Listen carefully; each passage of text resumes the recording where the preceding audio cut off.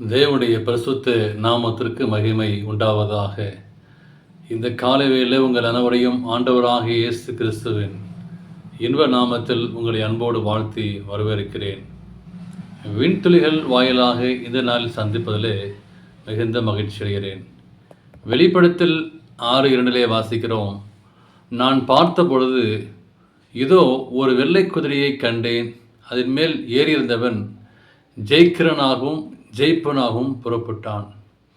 இந்த சத்தியத்தை பத்மத்தீவிலே யோவானுக்கு ஆண்டவர் ஒரு தரிசனத்திலே கொடுக்கிறார். இதை யோவான் இந்த தரிசனத்திலே பார்க்கிறார். ஒரு முக்கியமான ஒரு சத்தியம். இதை யோவான் பார்க்கிறார். என்னத்தை பார்க்கிறார்? ஒரு வெள்ளை குதிரையை கண்டேன். அதன் மேல் ஏறியிருந்தவன் ஜெயிக்கிறனாகவும் ஜெயிப்பனாகவும் புறப்பட்டான். ஒரு கிறிஸ்துவ வாழ்க்கையானது போராட்டம் நிறைந்த ஒரு வாழ்க்கை, யுத்தம் நிறைந்த ஒரு வாழ்க்கை, ஒரு சாதாரணமான சமாதானமான வாழ்க்கை இல்லை. அப்படின்னால் ஒவ்வொரு கிறிஸ்துவ வாழ்க்கையிலையும் ஒரு யுத்தம் இருக்க வேண்டும். வெள்ளை குதிரை என்று பார்க்கும்போது அது யுத்தத்திற்கு சமானம். அப்படியால் அதிலே ஒரு போர் முகம் காணப்படுகிறது. அதிலே நீங்களும் என்ன செய்யணும்? ஜெயிக்க வேண்டும் என்பதை ஜெபிக்க வேண்டும், ஜெயிக்கிறனாய் காண வேண்டும். ஒரு நாளும் கிறிஸ்துவ வாழ்க்கை ஒரு சாதாரண வாழ்க்கை அல்ல, ஜெயிக்க வேண்டும். இந்த நாளின் செய்தி தலைப்பானது வெற்றி பெறும் கிறிஸ்து. எப்படி இயேசு கிறிஸ்து வெற்றி பெற்றார், இயேசு கிறிஸ்து எப்படி ஜெயித்தார் என்பதை நாம் படிக்க இருக்கிறோம்.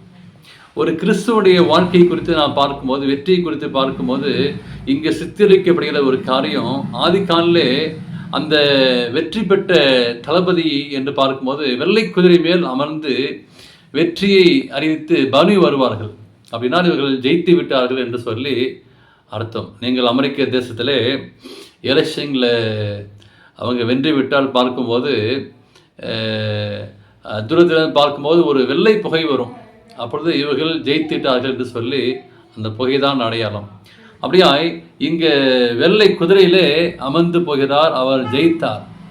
எப்போது ஜெயித்தார் என்று பார்க்கும்போது ஆண்டவராகிய இயேசு கிறிஸ்து மரணத்தையும் பாவத்தையும் வென்றவராகிய கிறிஸ்துவானவரை இங்கே யோவான் காண்கிறார். எப்படி எதை ஜெயித்தார் என்று பார்க்கும்போது ஆண்டவர் மரணத்தையும் பாவத்தையும் வென்றார். கிறிஸ்து இதுதான் வெற்றி சிறந்தார் என்று சொல்லி நான் வாசிக்கிறோம்.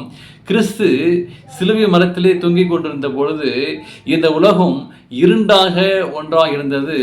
அந்த அன்பான சீஷனுக்கு தெரிந்தது, இதோ எல்லாமே வெளிச்சமாக இருந்தது. பாருங்க, கல்லறை நோக்கி சென்ற பொழுது அந்த கருப்பு குதிரை இப்பொழுது வெள்ளை குதிரையாக வெற்றியோடு நடந்து வருகிறது, பவனி வருகிறது. இரத்தத்தோடு சென்றார். சிவப்பு குதிரையாக, இரத்தம் சிந்தப்பட்ட குதிரையாக அவர் சென்றார். ஆனால் அந்த இயேசு கிறிஸ்து வெற்றி பெற்ற வெள்ளை குதிரையாக வருகிறார் என்பதை, வெற்றியோடு நடந்து வருகிறார். கிறிஸ்து மூலமாக ஜெயிப்பவராகவும் இன்றைக்கு வானவர் தமது சபையின் ஜெயிக்கப்பவராகவும் காணப்பட வேண்டும். 1ஆம் நூற்றாண்டில் நான் பார்க்கும்போது கிறிஸ்துவர்கள் வெற்றியை இந்த குதிரையை காண்கிறது. கிறிஸ்துவர்கள் எவ்வளவாய் துன்பப்படுத்தப்பட்டார்களோ அவ்வளவாய் அவர்கள், இந்த வசனம் சொல்கிறது, அவர்களை ஜெயித்தார்கள். அப்போது பரப்பி மகிமைப்படுத்தினார்கள் என்று சொல்லி நான் வாசிக்கிறோம். துன்பம் அதிகமாக இருக்கும்போது கிறிஸ்துவின் வசனம் அங்கே தூய்மையாகவும் வல்லமையாகவும் மாற்றப்பட்டது. தேவனுக்கு பிரியமான பிள்ளை, 4ஆம் நூற்றாண்டில் நான் வாசிக்கும் போது ஜூலியன் என்ற ஒரு ரோம பேரரசன் இருந்தான். எப்படியாவது கிறிஸ்துவை அதை மறக்க முயன்றான். விக்கிரக வணக்கத்தை புதிதாக போதனைகளின் சபைக்கு நுழைத்தான். முடிவிலே அவனுடைய மரண படுக்கையிலே போட்டது. அவன் தன்னுடைய தோல்வியை உணர்ந்தவனாக, கிறிஸ்துவின் வெற்றியை பார்த்தவனாக, கலிலேயனே நீயே வென்றாய் என்றான் ஜூலியன். ஆம், கலிலாகியாக கிறிஸ்து வென்றார்.